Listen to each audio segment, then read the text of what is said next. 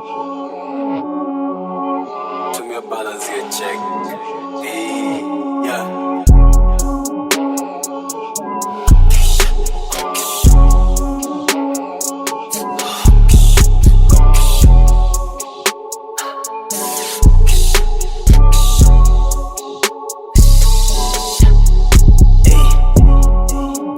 Get to the top is easy. Protecting my throne away from the house, be sure to be keeping me busy. I used to be doing the most, trying to fit in where they didn't really want me, until I accepted myself. All that I want is the top shelf. Kanipona taka tattoo, nice sweep let a tattoo, tattoo lit let a tattoo, bad bitch let a tattoo. Kanipona taka tattoo, nice sweep let a tattoo, tattoo lit let a tattoo, bad bitch with tattoo. Kanipona taka tattoo.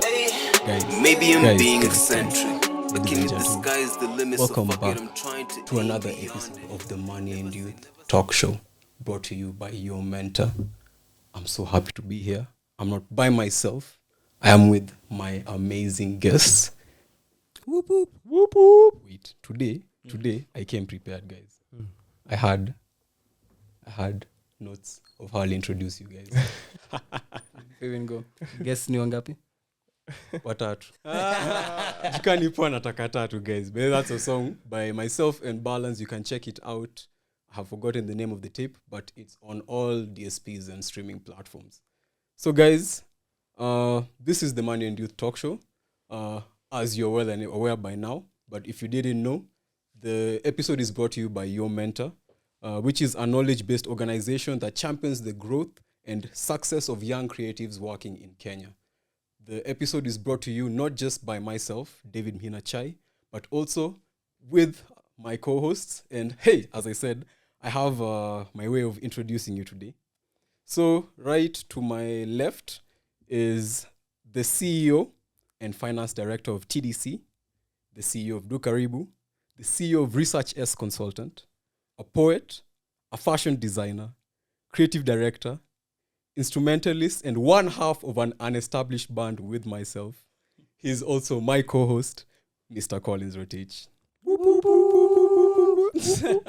And to my right, I have Director of Operations at TDC, Head Designer at TDC, Model, Geospatial Engineer, Creative Director, Trail Master at the Nairobi Hash, and also my co-host, Thomas Aquinas Ongaro.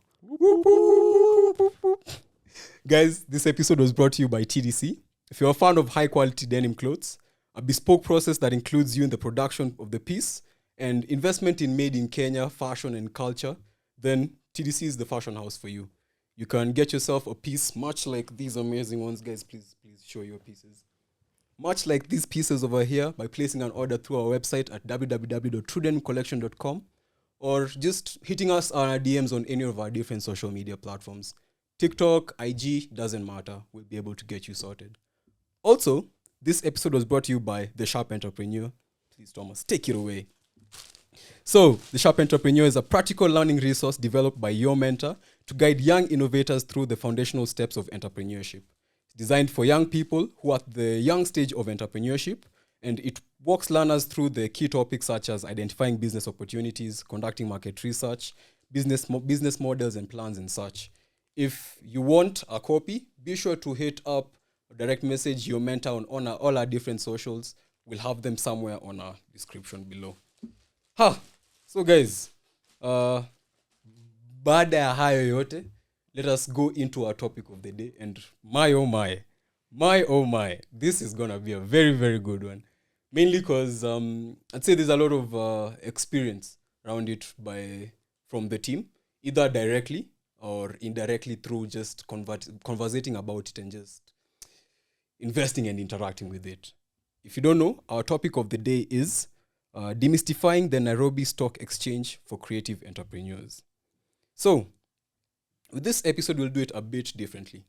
We usually go step by step, but because this particular topic has a lot of, I'd say, terminologies that have to be defined, we'll have the first part of this episode more or less demystifying it. And we'll do this by starting with the thing that I love most, a bit of a history lesson. So guys, are you cozy? You cause you relaxed? Very much so. So let's Go back in time. let's go back in time, guys. Aye.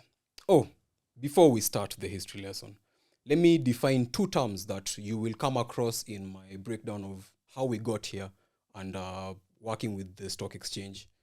This is number one, the stock market, which is more or less it's a marketplace where individuals and institutions can buy and sell ownership stakes in publicly listed companies alongside other financial instruments. These markets play a crucial role in the broader economy by facilitating the flow of capital from investors to businesses seeking funds for growth and expansion. The second term is securities. So these are financial instruments that represent some form of ownership, creditor relationship, or right to ownership. In plain terms, they are tradable investments that you can buy, sell, or hold to build wealth. So there are three types of securities, one of which we'll focus in today's episode. The first one is equity securities. This is now the one that we'll be mostly talking about when you hear securities. So these are shares or stocks in a company. An example is buying Safaricom shares on the NSE gives you partial ownership of that company. Just for the sake of knowledge, I'll give the other two. The first one is the second one is debt securities. These include bonds, treasury bills, and corporate debt. An example is Emakiba, which is a government bond that you can invest in via your phone. It's a debt security. Finally, we have derivative securities. This one now it's a bit complex and it's approached by people who are, I'd say, have some skin in the game when it comes to working with stocks. So these are contracts that derive their value from other assets like stocks, commodities, or currencies. So an example is a futures contract on Kenyan tea prices traded in commodities exchange. Complex, but we'll talk about commodities in a future episode. Haya, I hope tuko pamoja so far. Stock market, securities. Ndio. Alright guys, so let's have a history of the stock market. I'll start with the global contextual history. So a significant step towards the modern stock market came with the emergence of early limited liability companies, or LLCs, and joint stock companies in the 1600s. The Dutch and British East India companies, for instance, issued shares to finance their high-risk but potentially very profitable sea voyages. If you did history in high school, with a bit of social studies, you'll have had something called the one for Africa, I think it was the British East Africa Company. These were more or less companies back in the day that would finance these big voyages to go to discover new lands. When you think the Vasco da Gamas, the Ludwig Crafts, they were more or less financed by these companies, the British East India companies, the Dutch East India companies. So they were kind of the earliest forms of LLCs back in the day. So these companies represent the first publicly traded entities, as ownership stakes were sold to a broad range of investors. The Dutch East India Company, formed in 1602, holds the distinction of being the first company to offer equity shares to the public. The need to finance these risky but potentially lucrative long-distance trades and government debt was a primary driver for the earliest forms of organized trading. So you can see a bit of the similarities of, you're told, okay, this ship is going to look for Africa. There's a 50% chance that they will face a kraken and die. But there's also a 50% chance that they'll discover the new world and get gold. So you see, high risk, high reward. That's where it came from. So these early forms of trading, often linked to ventures with significant potential gains and losses, mirror some aspects of modern stock market investing, particularly in growth-oriented companies. So now that's where it comes in. Like imagine back in the day, you'd have a much smaller boat, like that maybe they want to chart a new route. So it's for them to convince investors or potential investors to put in cash to finance that voyage and get there, as opposed to now others that were more established. So that's kind of where the similarities started coming in. Okay, so during the late 1700s, stock markets began to appear in other European cities. This emergence indicates a growing recognition across Europe of the need for organized capital markets to support developing economies. For example, the London Stock Exchange was officially formed in 1773. And also, the introduction of stock markets to the newly formed United States of America occurred in 1792 with the establishment of the New York Stock Exchange, or the NYSE. on Wall Street in New York City. The NYSE traces its origins to the Bretton Woods Agreement signed in May 17th, 1792 by 24 stockbrokers, becoming a cornerstone of capitalism and the go-to benchmark for global finance. Just a bit of dates there to you, so you can know essentially the building blocks that got us here. Also, Tokyo, Frankfurt, Hong Kong exchanges emerged as financial powerhouses around the 20th century, reflecting the globalization of markets. So around by the 20th century, it was beyond the Americas and Europe. It was also in Asia. It was now going global. So now let's bottle down to Africa, the continent. Let's see how it got from the global to within our motherland over here. So the establishment of stock exchanges in Africa dates back to the late 19th century, with the Egyptian Exchange, or the EGX, being the oldest, founded in 1883. This early establishment suggests a long history of formal financial markets in Egypt, likely linked to the historical economic significance in the region. If you do history, you know that Egypt has a lot of cultural and just historical significance, being one of the earliest civilizations. So it makes sense in Africa, if there is ever a stock exchange, that would be the first place for it to come from. So following the EGX, other early exchanges emerged, including the Johannesburg Stock Exchange, or the JSE, in South Africa. This was founded in 1887, and the Casablanca Stock Exchange in Morocco, established in 1929. The early development of the Johannesburg Stock Exchange likely reflects South Africa's early industrialization and rich natural resource base. Makes sense also because after Egypt, I'd like to say like South Africa by that time was the most developed economy. So it made sense for them to be amongst the first ones to branch out to such a market. So a significant milestone in the development of African stock markets was the emergence of regional stock exchanges. A notable example, and I'm going to butcher this for our French audience, but please, I'll try and still say it. It is the Bourse Régionale des Valeurs Mobilières, which is in short, is BRVM. Whoop whoop in French.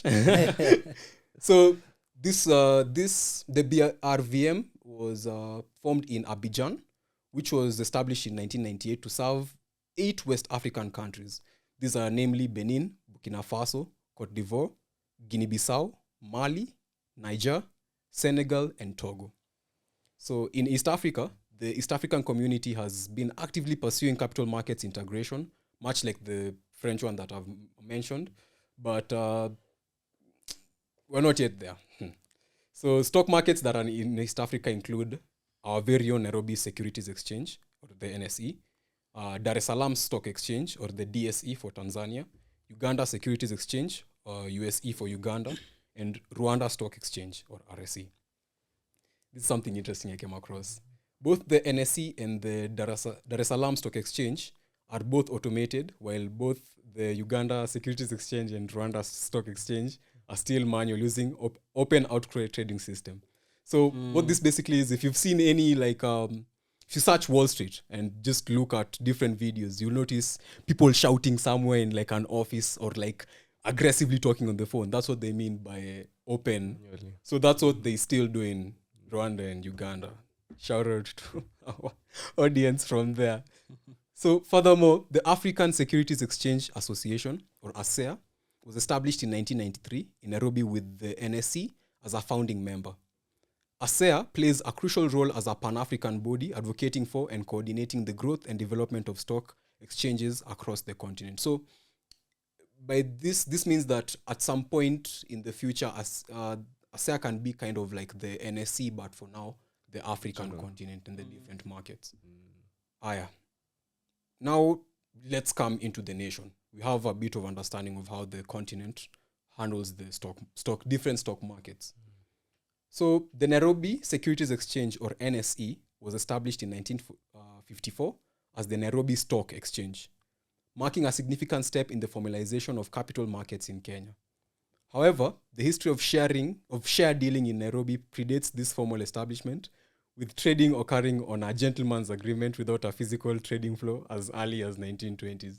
So would you guys like shares in TDC? I promise. I promise. Word of mouth. When you give me that cash, I promise you have a stake. So up to the early 1920s, that was how it was conducted. So in 1953, the London Stock Exchange, the LSE, as I mentioned before, remember formed in 1776, officially recognized the setting up of the Nairobi Stock Exchange as an overseas stock exchange. This makes sense because we are a former colony of the Brits. So for us to formalize something like that here, and regulate it. exactly, because even the shilling was pegged to the pound back then. Okay. Interesting. The NSE was registered under the Societies Act in 1954, which we discussed in one of our last 2 episodes. I'm not sure if it was done for SACCOs or Sacco, definitely. Sacco, yeah. Societies. So we're starting to see how a lot of these things are kind of interconnected. All collective investments primarily. Exactly. So the NSE registered under the Societies Act in 1954 as a voluntary association of stockbrokers. It was operating under the London Stock Exchange rules until independence. So initially, the NSE played a regional role in East Africa, listing public sector securities from the governments of Tanzania, Uganda, alongside Kenya issues. Basically means that at that time, around 1954, Tanzania and Uganda didn't have a stock market. So what they would do, the companies would come and register here, which formed some form of a closer relationship between the East African companies.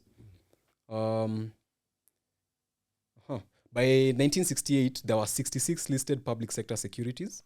However, the collapse of the East African community, the initial one in 1977, had a direct impact on the NSE, leading to the listing of companies domiciled in Uganda and Tanzania. Despite this setback, the NSE continued to develop. So that's why nowadays, now I know there are some companies like electric companies that Umeme is Uganda. It's NSE. And it's still in NSE. So this was now how they initially formed that form of integration.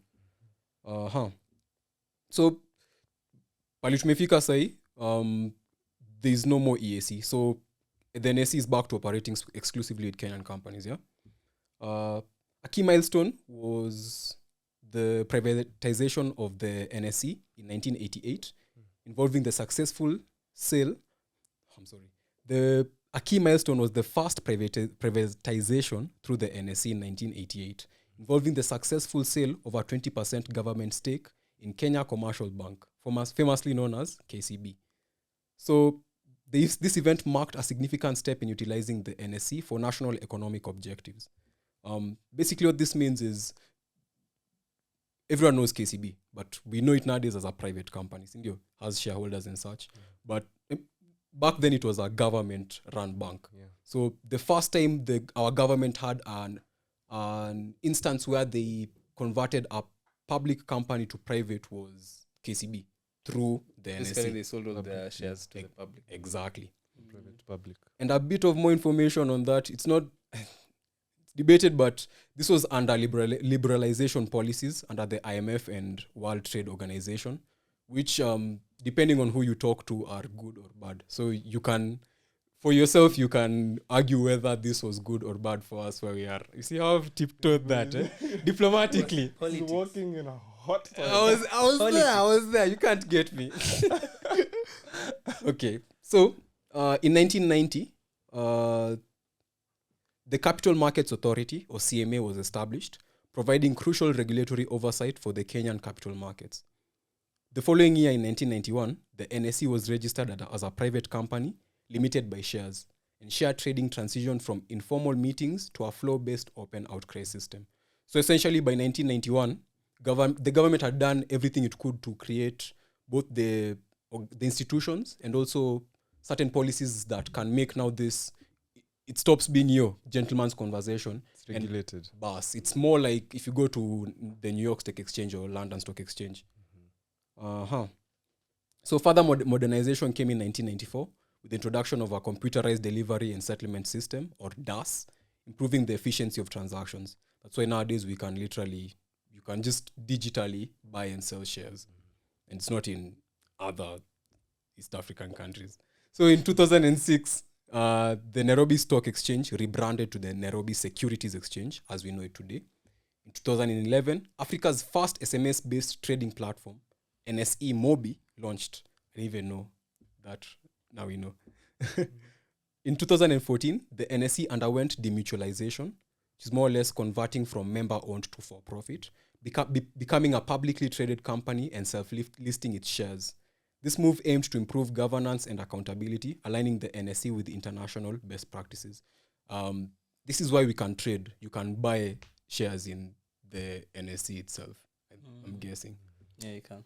So, finally, as of late April 2025, the Nairobi Securities Exchange boasts a market capitalization of approximately 1.974 trillion with a T. This represents a significant increase from the 1.4 trillion recorded last year. The number of companies listed in the NSE currently stands at around between 64 to 66. And these companies represent key sectors of the Kenyan economy, including banking, telecommunications, with people like Safaricom being dominant in that market, agriculture, commercial, and just services, manufacturing, allied industries, energy. It's very diversified, basically. Construction. Yeah. Finally, I will finish by saying, out of all the good things you've had, we'll discuss in this episode that it's not perfect. There is low retail participation, especially in the Nairobi Stock Exchange in Kenya, where less than 1% of Kenyans invest. And there's also dominance of a few stocks. As we know, something like Safaricom has over 60% market cap. There's also things like currency volatility.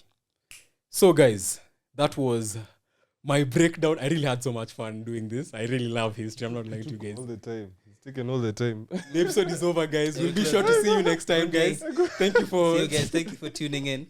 So, I think now we But can you did a segue. very good job. Yeah, That was that very was- expansive, to be honest. Very, very. We have an idea of how we got here. I'd love for whoever is tuning in not think that they were just formed. There are step-by-step things that got from outside to now how we have our very own Nairobi Securities Exchange. And also for them to appreciate that for a country to have its own securities exchange, you've taken a lot of strides to really improve your economy and the market. So outside of all that, I've used a lot of terminologies and jargon that is very... For someone who doesn't understand any of these things, it'll throw them off. Collins. Considering you... Collins, wow. I feel Yes, so I've even attacked. called you. Yeah, I've called you Collins Government Rotich. names. Yes. Can you give I'd say like a layman's breakdown of what trading stocks is? Trading stocks. I've even used Umeitumia trading ukachoma. more or less just what we are discussing today. Buying and selling shares in the stock market. Get a hot seat. I think the glasses are off. Wait, I'm feeling the heat. Wait, it's a hot seat. But like I think the best way to put it is that stocks, shares, securities, equities. Okay, securities is a bit different. Equities, all of these things are different ways of saying the same thing. Basically, all of these things are owning a percentage of a company. So, for example, if let's say you wanted to do business, you'd need to put money in the business. Like unataka kuuza smokies, you need to buy the ingredients. You want to sell a car, you need to import the car. You want to sell jackets, you need to buy materials, you need to set up a team to produce. You need the whole infrastructure. So it's basically a business. Shares is basically buying a percentage of a business. The difference is that when you're financing your own business, that's your own capital. But a company that's publicly traded, it's getting capital from also the public, other investors outside of you. So it's basically that. So if you want to own Safaricom, buy a portion of it. That's what shares is. It's like a big cake. You buy a percentage. So what's the difference between private and public? I've just thought about that right now so that people can understand that it's not all companies that you can buy shares in formally. You can even private. But then private companies you buy through venture capitalism and private equity firms. But that's a different conversation. So the difference is the nature of how money is raised. That's the best way to put it. So when you fund your own company, you're putting your own private equity, hence the term private equity investment. And equity, again, is just capital. Hence Capital Markets Authority regulating this. Basically, it's just basically money to run the business. How do you get it? So, yeah, that's the biggest difference between private and public. Private is your own money. public is more so open to the public. The difference is also how they are also regulated. You see, if you're public, you have to put in your information to the public. Like, as you Google Safaricom revenue last year, you have the whole financial statement. Google TDC revenue last year, and that's confidential information for the company. Unless you know us. Or your investor, more or less. So that's the biggest difference. Private it has internal affairs. Public has also external affairs, additionally from the internal guys. Okay. So, moving to you, my brother Thomas. Why should a creative, much like ourselves, care about this thing called the stock market? Why? Why should I care? I believe that the stock market is an opportunity for you to join companies, big companies, and as Kolo said, own a share, own a percentage of it, without actively working within the company. You're not working. You've just bought 100 shares, and it's made you comfortable to get a passive income because you get money after is it quarterly or yearly? It's usually annually at the end of the year. So businesses usually have this thing known as financial year, which is basically what we count as our business year. Ukiangalia KRA, it's June to June. That's why tuna file returns in June. So at the end of that year, we look at the revenue, money that has come in, expenses, the amount of money we spent to actually do these things. And then now we remove loans, which come as whatever is left. Now that is a profit at the end of the year. Now kwa hii profit, a small portion has to go back to the company for operations the next year. Because we can't run a company without money. Then the rest of that money that is left is distributed to the people who put money in the business. So ole kathao yako January, Safaricom will make profit ya maybe 100 billion. Inapeana maybe 0.65 per share. So that now they give you as a percentage kwa all of those investors. Kwa hii profit webaki, everyone gets a small percentage. Yeah. So money is literally working for you passively because you just put in money. Then at the end of the year, you're getting money. I wouldn't call it free money because you put in money to work. You invested in it. But it's an investment that eventually comes back to you. Yeah. And then other than that, the ownership. The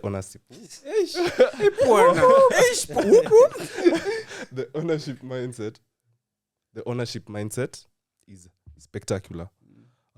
You knowing that you own a company, even if you're a creative and yet you don't have an established business, you still have a business, but it's not established.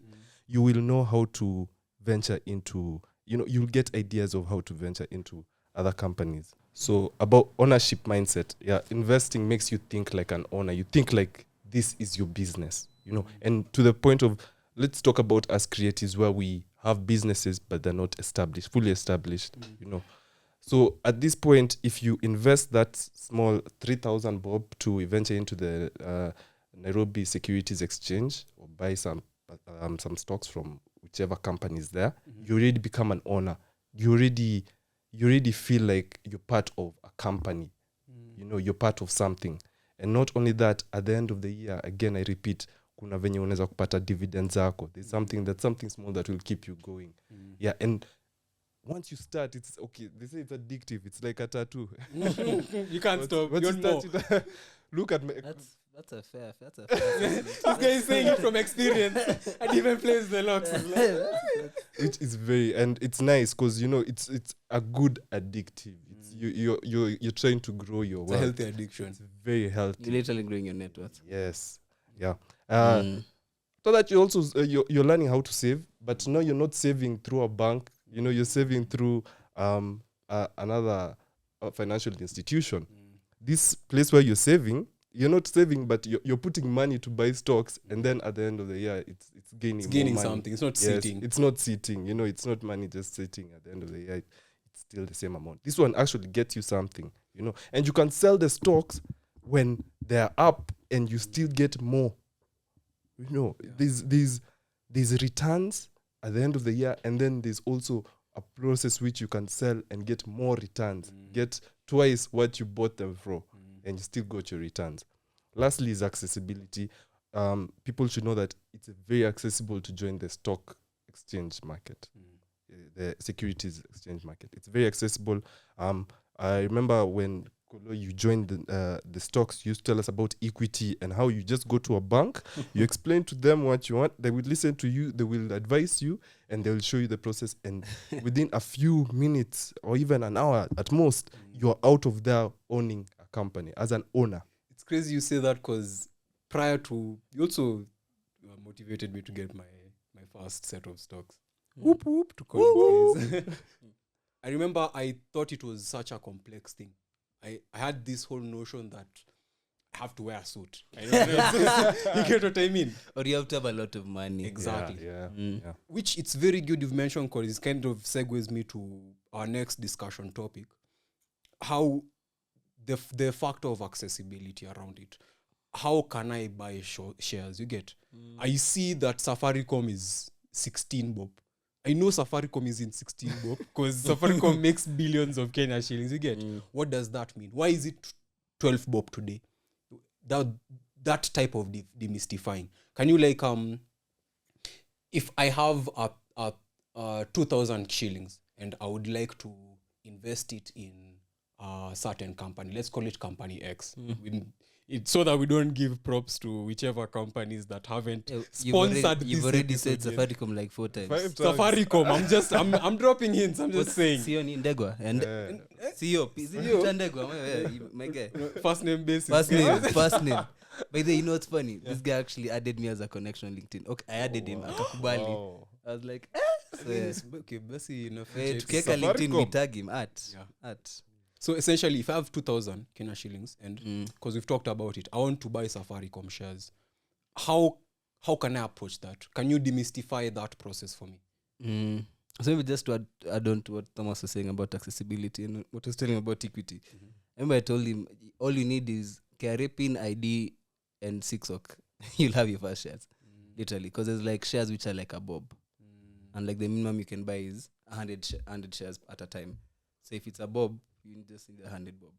And maybe like 3 bob for transaction fees. But before even going to demystifying, let me just add on a bit better into what Thomas was mentioning about why is it important for A young creative, or even just any person who's planning to build their wealth to think about stock market as an option. The biggest thing that I was saying is that you're buying a percentage of a company.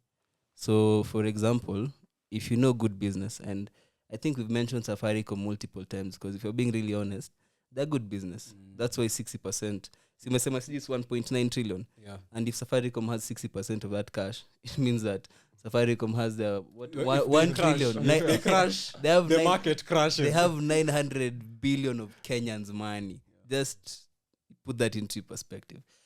So basically, if you just put that into mindset, you're buying an ownership of a company, then it would make sense that if you keep buying good companies, you will potentially perform good. That's why in America, connect to it or S&P 500. It's basically, it's an index. An index is like a combination of all of these top 500 companies. So when you buy one lot of that index, you're buying like a percentage out of all the top 500 companies. So if the US economy goes up by 10%, your stock goes up by 10%. So in terms of benefit and wealth creation, the biggest benefit is it's like buying a house or a building. If you buy an apartment block somewhere, maybe in Nakuru, you've spent there 300 million, and each house is giving you like 30k. You can like that whole property. At the end of the year, there's like a certain amount of money it's giving you. So like when you buy Safaricom stock, at the end of the year, they're giving you a certain amount of cash. On top of that, Safaricom will go from 16 bob, 17 bob, ipande to 20 bob. Meaning that if I put in 1.7 million, my 1.7 million is worth now 2 million. You get same thing as the land that you bought. You spend 300 million to build this property. Give it 10 years and it becomes a metropolitan. Unapata your 300 million investment has become 3B. So it appreciates in value, essentially. Yeah, so those are the two ways you make money from the stock market. Number one, you get cash flow. They pay you every year. It's like they're renting your money. You given Safaricom 10k, they've taken your 10k, wameenda wameuzia msee fuliza. Kwa hiyo fuliza wameunda, kwa hiyo 10k yako wameunda 15k. Kwa 15k watakupea 2,000 yako, wao wabaki na 13k yao profit. So that they've rented your money in short, just like the same way someone rents your house. Another thing is your story appreciation in value. You bought Safaricom when it was 17 bob. by chance they perform very well, the market thinks they're doing well, their value goes to 40 bob. So your 17 bob investment goes to 40 bob investment, meaning you spend 17,000 or 1.7 million, it's now worth 4 million.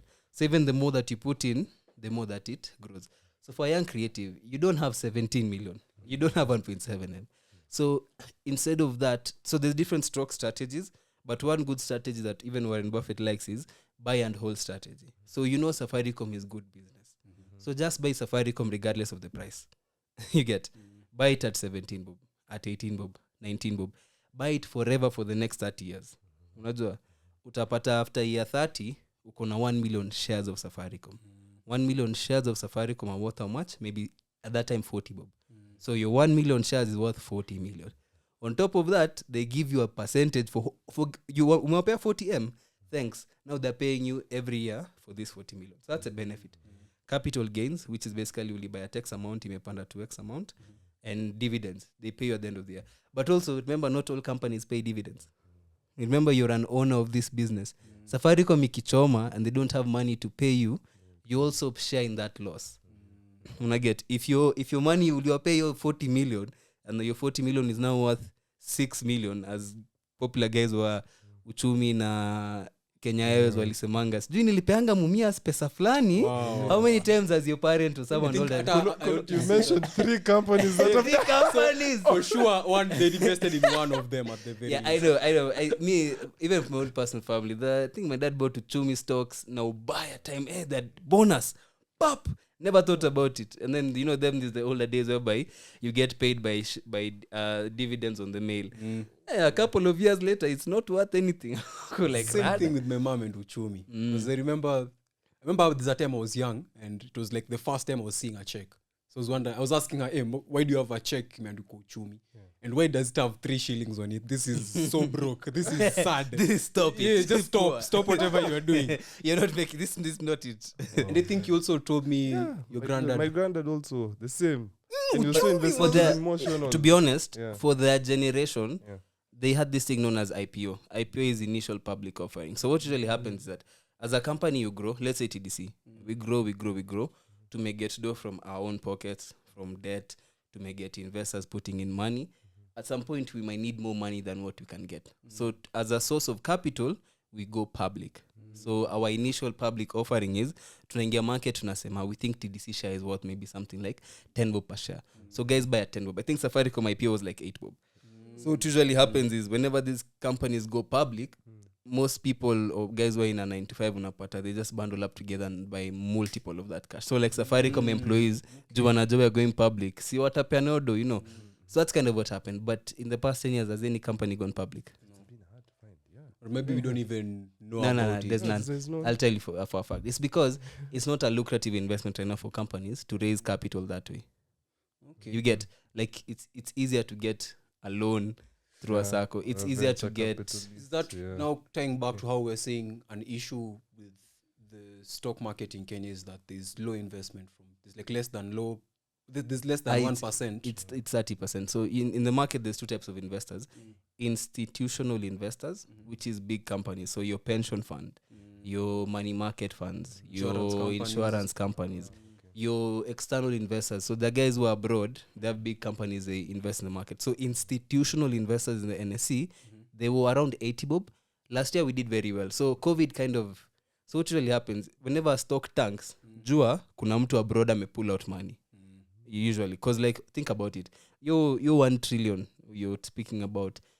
Do you think it's Wakenya wamekaa chini 53 million wameweka hapo kila mse 10k?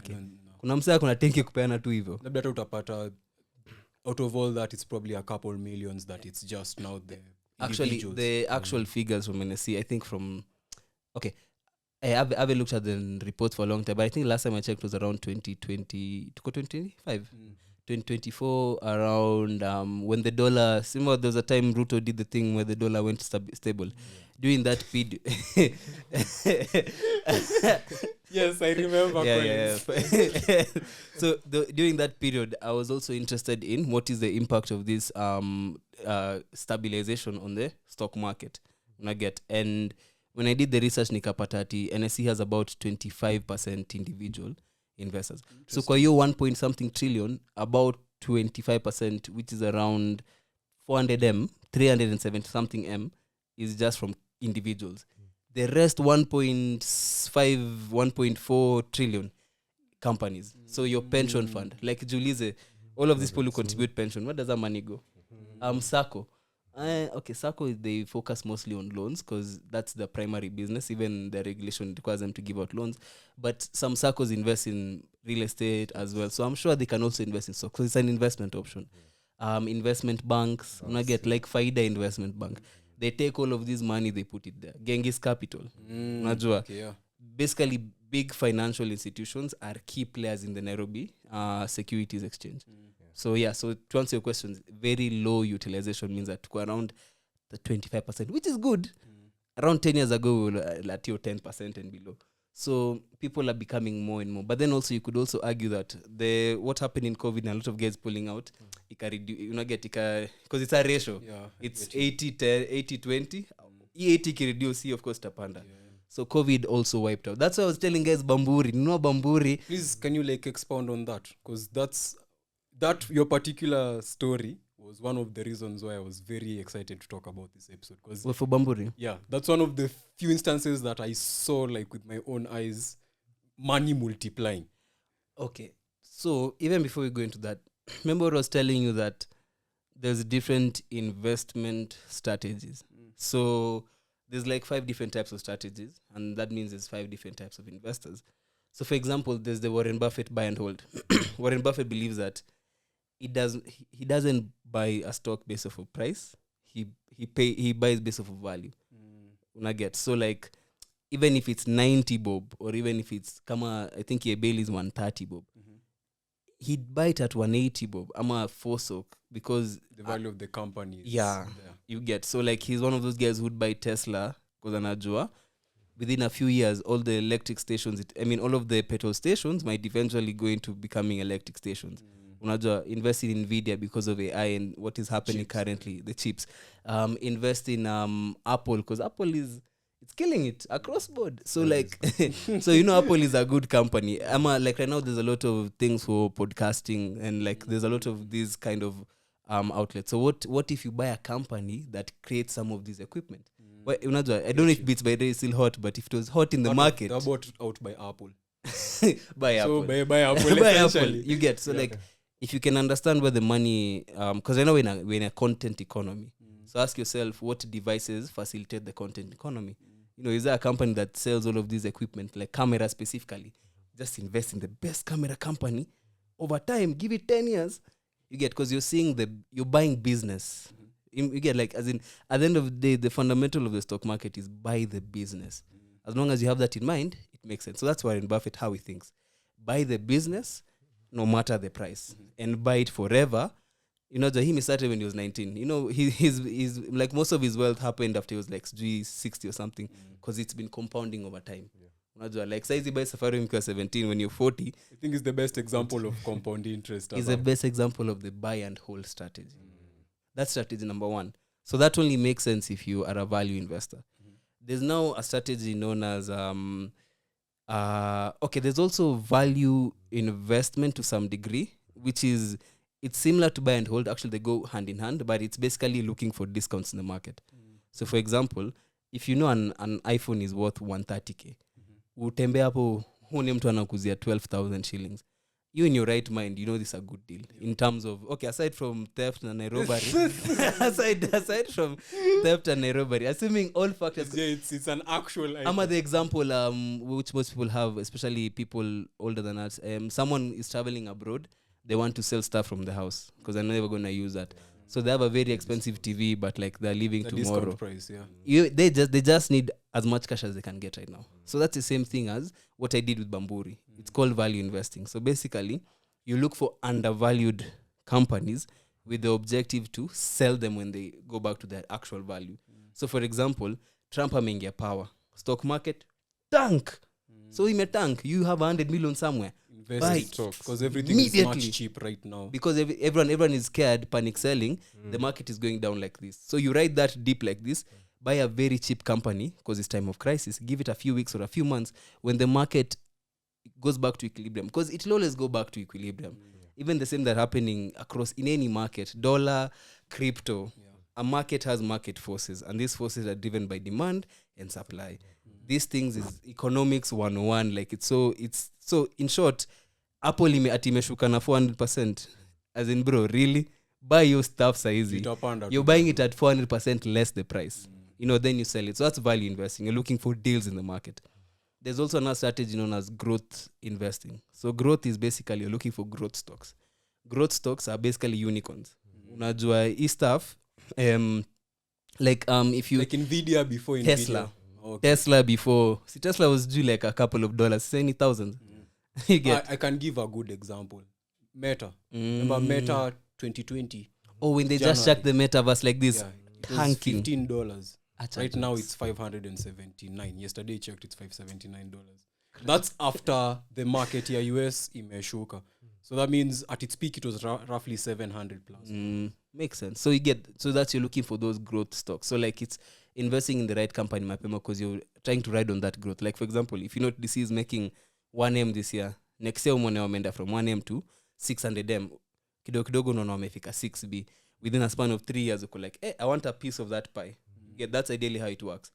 In the pie that it has, put your money in there. When it grows like this, you get an investment. Actually, the best example would be, wakienda kupika the pie, you're buying the ingredients. How much ingredients they buy is based off how much money they've gotten from the market. You get, the more money they get, the bigger the pie they make. The bigger the pie, the much they can sell. And whatever they sell, you own a percentage of that sale. That's kind of how the ownership aspect goes. So to answer your question, there's different strategies for investing. There's no one shoe fits all perspective. So so it's a bit it's a bit tricky. I think sorry. Can I add on? There are people who actually do the ones for you sell, buy and sell. The ones that buy low, sell high. Those are actually traders. They traders. Traders. There's actually people who they're actually even not people. It's companies that host traders and do trading on a daily. Day trading. So what happens is this. If you see all of, like when I was talking about the key players in the industry, see kuna the banks which keep the money, kuna the CDSE, which is the Central Depository and Settlement, whatever, I forget what the last C is. But ideally, there's also now different financial institutions. So what happens is that for, let's say, Faida Investment Bank, the objective is wanaenda shule, wanatafuta the smartest analysts, the smartest people in finance. What they do is they actually analyze companies. So there's I don't go really into finance, but like there's fundamental analysis and like technical analysis. So these are the things we're looking at. Okay, fine. How much revenue are they bringing in? How much is their profitability? How much assets they have? Basically, what is the health of this company from financial metrics? Then kuna non-financial metrics. Like what does the public say about this? Like the time there was a mandamano and guys were like boycott Safaricom. You get? See, that is a non-financial factor. I get. You only market opinion. Ongoing Tesla, its price is going down currently because of public opinion. Exactly. You get? You see, that has nothing to do with the quality of the business. Itself, You get, which is what it's all about. So there's people who sit down and their work is in these companies to literally analyze stocks from asubuhi hadi usiku. Ni mtu anaangalia hii chart, anaona how the market is moving, and they can advise on trades. That's what Wall Street does and all that. The issue with that is it's very short-term profits. Now the issue with short-term profits is like there's only a maximum with which a company can fluctuate. There was only once whereby there was some, I don't know if NSE had an issue, but like, I don't know, I've forgotten the stock. There was a stock that went from like, it went from like, I think it was like 30 bob to like 1. So I forgot it. It was an error. It was a market error in short. But aside from that, there's like a very short percentages, like 3%. And you can only make big cash. You can only make money from that if you have millions. So that's what institutions can do. Wanajua, if we do this trade, tunapata 3% by lunchtime. Now 3% of $1 billion, I'll let you do the math. Okay, that's right. I think also to also help with demystifying, there are certain platforms that people can use that are simulators, I'll call them. Personally, I use one called Investopedia. The only difference is it's it only mimics the American market, the New York Stock Exchange. But I know there's platforms like FX Pesa that also have a simulator where they give you fake 100,000 Kenya shillings, and then it more or less simulates the market, so you can trade with that fake money and more or less build your skill in how the market is. There's even an app called Abacus. I don't know if they're still active, but I think that was the first app I ever used for that. I think also, aside from that, when you're asking about how easy it is to do it, even without using a stockbroker, because the only way you can ever buy stock is through having that account, and you can do it either through a stockbroker direct. So you go to these platforms, you sign up, you're able to buy shares, or just buy directly from your bank. If you're a stockbroker, kuna brokerage fees, and 2% is a lot if you're dealing with 10 billion. So, but it's also wise to get money managers if you're dealing with big cash. But if you're starting off, just go to your local bank, tell them you want to buy shares. They give you a form to fill in, as Thomas was saying. By the end of the day, within 24 hours, you have an account. Then you come back to the same bank. You're like, hey, guys, I want to start buying Safaricom shares, or whatever shares you want to buy. They give you a form. You just fill in. Safaricom unit, a quantity 100, amount, this whatever, is chucked from your bank account directly. And you own shares. Then every single time you want to buy, you just go back to the same bank. But there's also those apps. There's also Faida Investment Bank. I know they have an app. NCBA, I think they have an app as well. On the website, you can trade live. Then Standard Bank also has one. Standard Chartered, you can use the app directly. Okay, so now let's go to our final discussion topic for the day. So, Thomas, I'd like for you to carry it. This is more or less now the other side of the coin, the risks and downsides of the market. Because like every other financial instrument, there is an opportunity for you to lose money.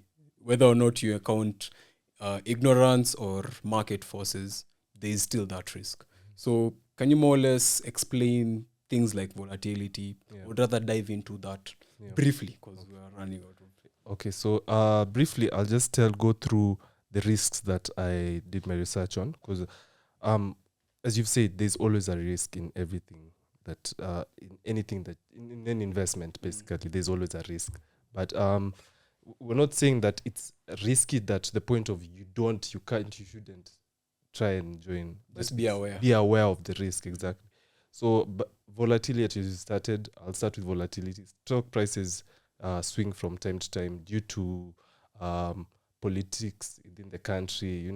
There's COVID, there's events, natural events that happen. So even people influence the stock market from time to time. So there's that change where you can pata umenua Safaricom, like Kolo said, you bought it at 12 bob. You're coming back again to see how much you're getting dividends. You've been told it's gone back to 7 bob. We're not giving you money, so don't feel bad that has happened. It's just a risk that can happen within the business. At any business, there's a risk. True. Misinformation and hype is also a risk. You getting misinformed by someone else. You're given the wrong information.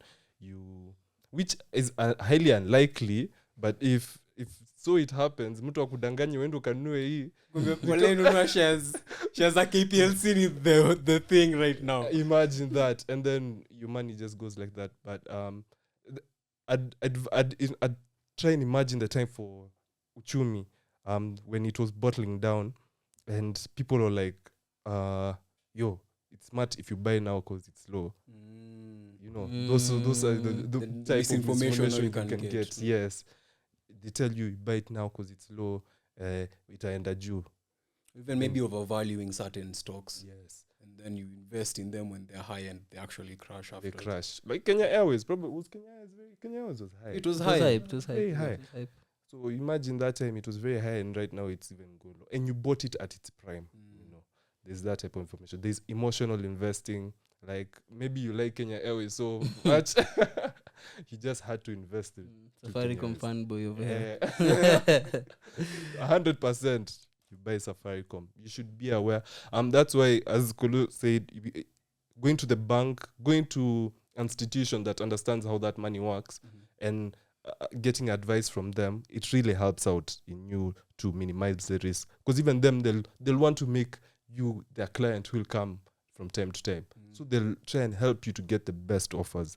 They try and get you the best position where if your intention is to make money like this, they'll get it to you like that. They tell you how much you end up investing. They'll tell you this company will give you dividends. It's most likely to give you dividends at the end of the year. If that's what you're looking for with your investment, then join this company. Lastly is market crashes and scandals. So basically, like the way we've just talked about Uchumi, we've talked about Mumia Sugar, which is so unfortunate. These are really good companies. Kenya Airways, the pride of Africa, you know. These are very big companies. You put them on the spot right Hey, yo. like full names. I'm sorry.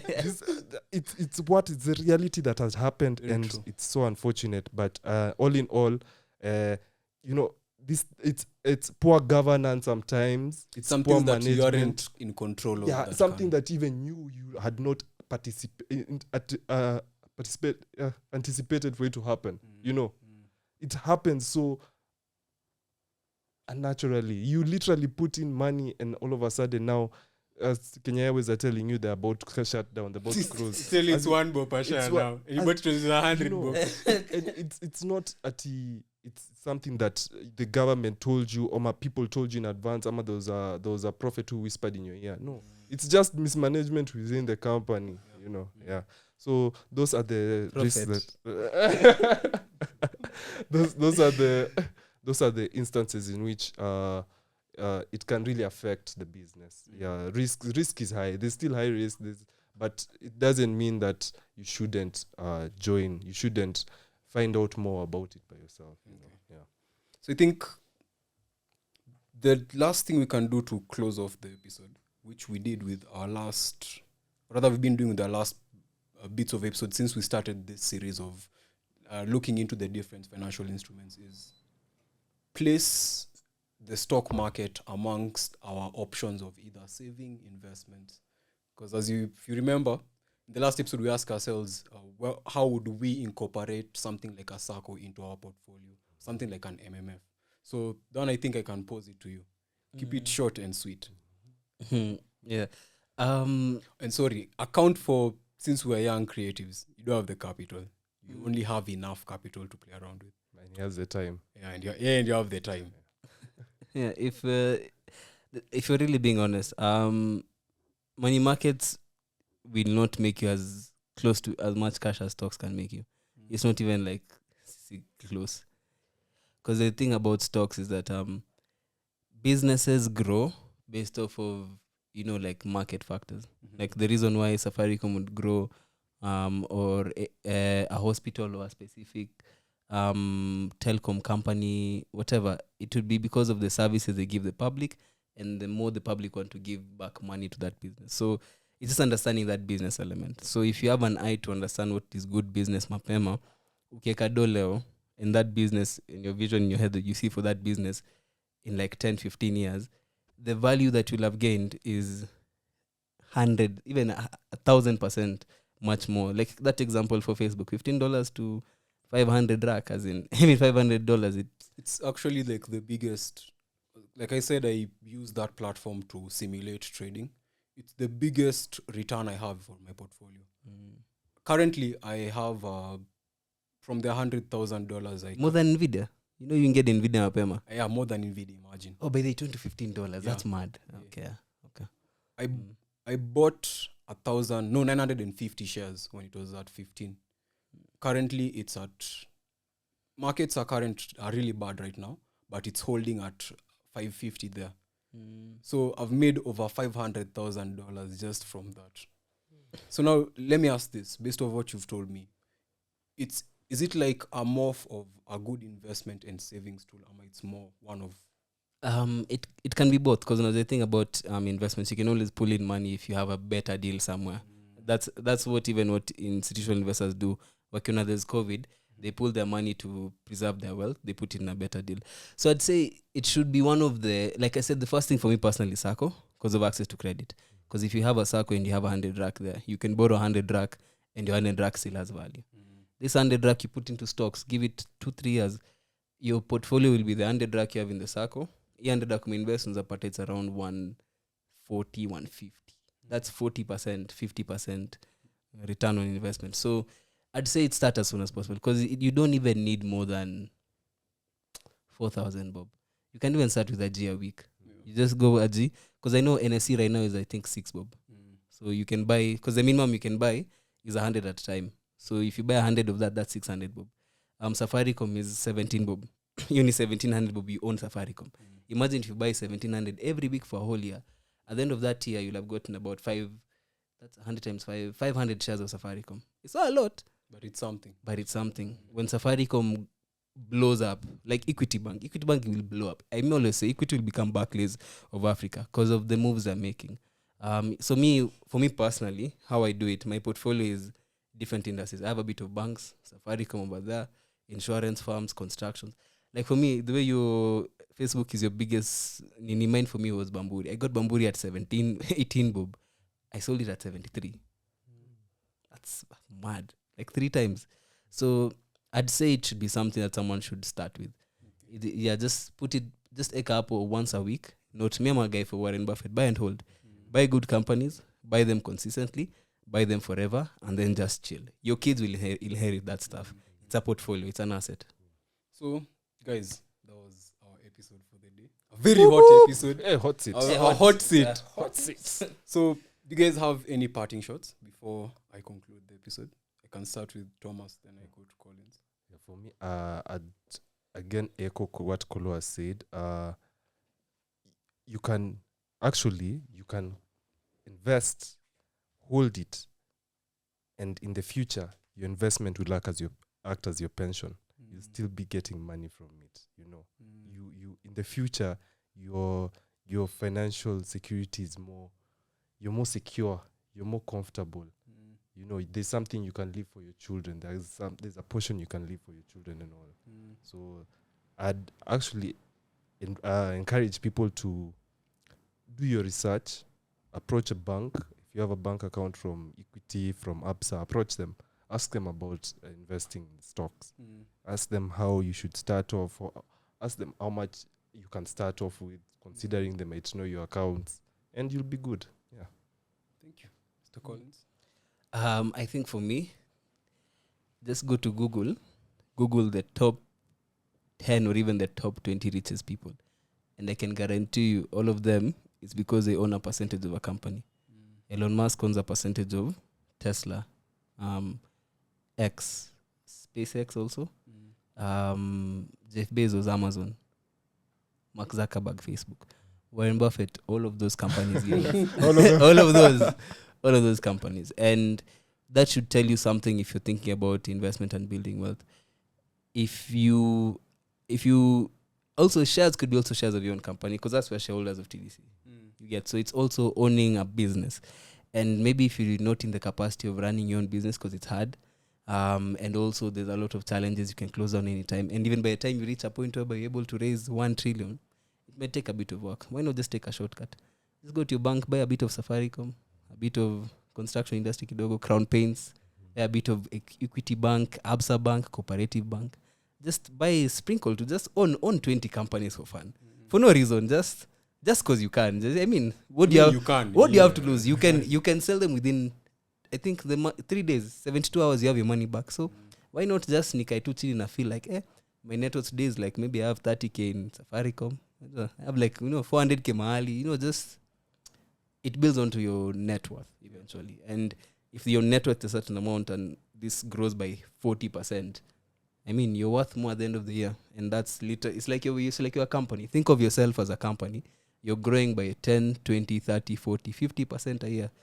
Fanya hiyo for 40 years. Trust me, your kids won't have an issue. Very nice. Mine, guys, is to thank you for tuning in. This is fun. We do this by ourselves, though. Like, whenever we get together, we talk about this. But it doesn't feel as fun because we actually have a platform where it feels like we aren't just learning ourselves, but we're also learning with whoever is watching with us. So, number 1, thank you to you, the viewer, for tuning in. Whoop, whoop. Whoop, whoop. Number 2, thank you to the hosts. This is really fun doing this. Be honest, every time we do it, it's surreal in the level of growth that it happens, in the scope of the topics that we talk, in the jackets that we be rocking. So thank you to you, the host, for being here, for doing your research, for taking your time. Number 3, thank you to Second to None, the amazing studio where we're filming all this. Thank you to the amazing team for all the work that you do and for giving us a home, for actually enjoying the Money and Youth podcast. Thank you also to Spiderweb Studios for giving us this amazing space for us to film our different episodes. This is our third time here, and to be honest, it feels like home. It feels like we've been doing these episodes, like 15 of them, but I guess that's to show how much we've really integrated ourselves here. You'll be seeing more and more of us here, and I guess thank you so much to the team for making that happen. Thank you so much also to Mega KE for all the production that you guys do for us here. There are a lot of clips that you mentor from the episode that you can find on their page, alongside other information on pop culture and everything related to arts and entertainment in Kenya. Whoop, whoop, whoop, whoop. Whoop, whoop. Finally, I'll just tell you guys who gave us this amazing episode. It's brought to you by True Denim Collection. The amazing jackets, guys, please sure that. Thank you. So, True Denim Collection. If you're a fan of high quality denim clothes, a bespoke process that includes the process of making your piece and investing in made in Kenya fashion, then TDC is the fashion house for you. Place your order today through the website at www.truedenimcollection.com or our different socials. Whether you in IG, TikTok, just search True Denim Collection and we'll have you sorted. It's also brought to you by The Sharp Entrepreneur. Please, Thomas, show them The Sharp Entrepreneur. This is a workbook that provides practical learning, resource development by your mentor to guide young innovators through the foundational steps of entrepreneurship. It's designed for young people at the youth stage of the entrepreneurship, and it walks learners through such a topic such as identifying business opportunities, conducting market research, or building business models. You can get a copy by hollering at your mentor at all the different social platforms. I'll be sure to have you sorted out. Thank you so much for tuning in. We'll see you at the next one.